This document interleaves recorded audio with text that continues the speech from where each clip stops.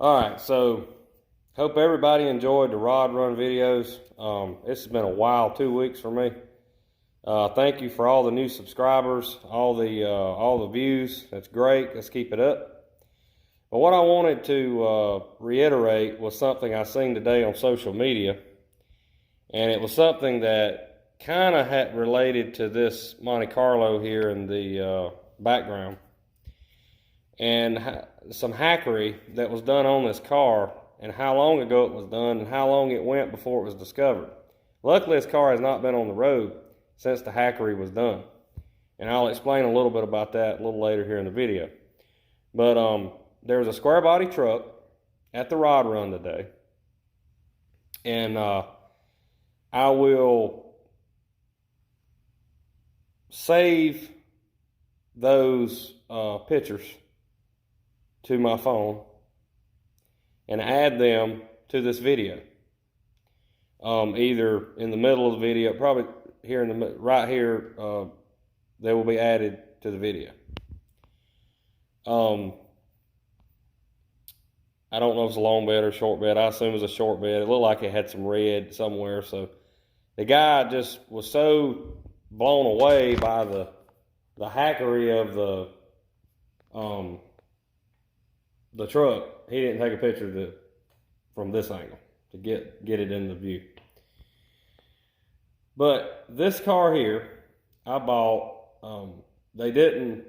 One more thing is they did not rebox the frame. They cut 2 inches off the top of the frame rails to get the truck lower, and then they did not rebox the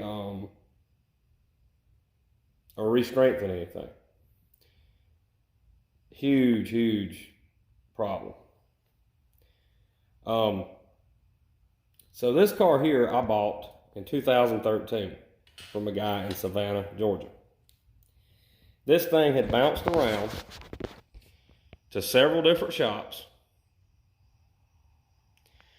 The work that was done on the car was mediocre. Now, I wasn't doing YouTube back then. I just had a few videos I had posted of my racing my car and that type of thing.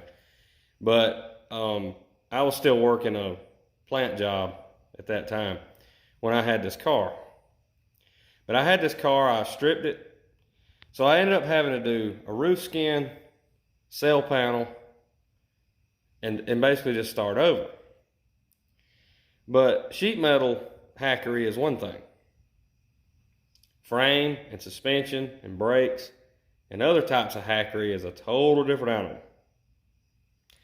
Because a rusty top that's bondoed over won't get anybody killed. But this, what I'm about to show you, will get someone killed. Yourself or someone else on the road when your car crosses the center line and you hit them head on because of something ridiculous like this. Again, this thing bounced around from shop to shop. The guy's name was Matt. I haven't talked to him in quite a while, but he got absolutely ripped on this thing. Whoever did it, you know, they did actually do the frame, painted it decent, but my front end guy had to go and end up redoing all the work that was done on this front end. And I discovered this control arm several months ago. Now, mind you, this car, I sold it in 16. It went back, it went to Alabama. And then Jace, who I have a video series going on the restoration of this car. I haven't worked on it since the beginning of the year. Been doing other things, getting caught up, letting materials cure, and now it's back from the front end shop, getting the brakes and all that stuff done on it. Because I try to outsource that stuff when I can. He had to redo it all. Bushings, the whole 9 yards. Let me turn the camera around.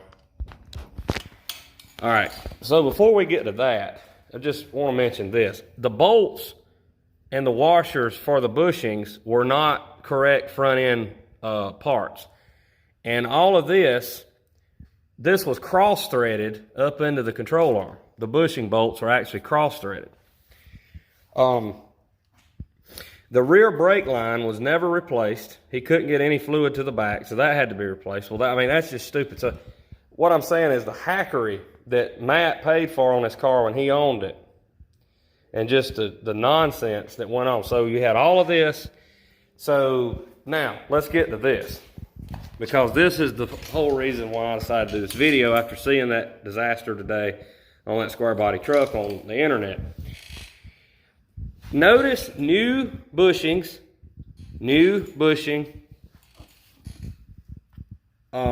I believe a new or a perfect ball joint. And look at this. Road rash. This is supposed to look like this, round all the way around. How this even happened, I don't know. Like, the car was drugged by a wrecker or something, and just, I mean, that's obviously, and that's not just dragging on a trailer. That is, that drug for quite some time. So, like, but why? These control arms obviously were taken off or dropped down to put together. Why was this not addressed? This is an accident waiting to happen. You say, well, there's this much more metal. Yeah, but if you look on this side and look how much rust had gathered here, the metal is already fatigued from whatever standing down in here. And this was not a rusty car, but when things sit, they get rust in places like this. The shock mounts here, and you've got all that pressure from the coil spring. All it would have took was one bad pothole and a little more metal fatigue. This whole thing lets go. The coil spring could shock, and the whole 9 yards comes through the car. The car falls on the road running 60 miles an hour in a curve. Guess what? More than likely, it's going across the center line and off on the ditch on the other side of the road, if you're lucky. Then the other thing is another car's coming full of a bunch of newborns, and you hit head on and a bunch of people die because of hackery.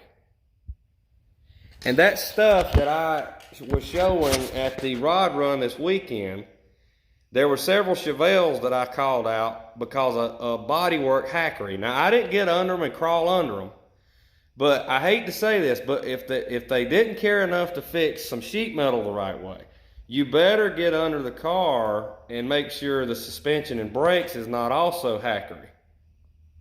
Because like I said, it doesn't matter, you know, a rusty top that's got Bondo won't get you killed, but bad structure will. And this control arm right here is a good form. And this was let go 30 years ago. This is 2022. This car had been from shop to shop from the early 90s all the way up into the 2000s, just from shop to shop to shop. And each one of them did a further version of their form of hackery. This guy had over $20,000 in this car back in the late 90s. You could have bought a mint 70 SS back then for less than that. So, again, this has been taken care of, but I'm telling you, this is the type of stuff that will get people killed. So, start paying attention to these bag trucks and whatnot. And I'm just not picking on bag trucks, but I'm just the drop trucks and that type of thing. But how did they get them so low? Did they modify the frame? Well, yeah, you can modify a frame, but you got to reinforce it and weld everything back up. On this particular vehicle, they didn't do that on that truck I seen today online. So keep that in mind. I hope you got something out of that. Again, this just kind of goes back to what I was talking about hackery. And there's a lot of hackery out there. There's a lot of butchery out there. Beware. Thanks for watching. We'll see you soon. by the way, if you haven't subscribed, please do so. That'll help me out a lot. Check out all my other videos. Share my videos with your friends, your car people, and on your social media and any message forums. Trying to grow the channel. It's growing well, but we need to keep it up. So we'll see you next time.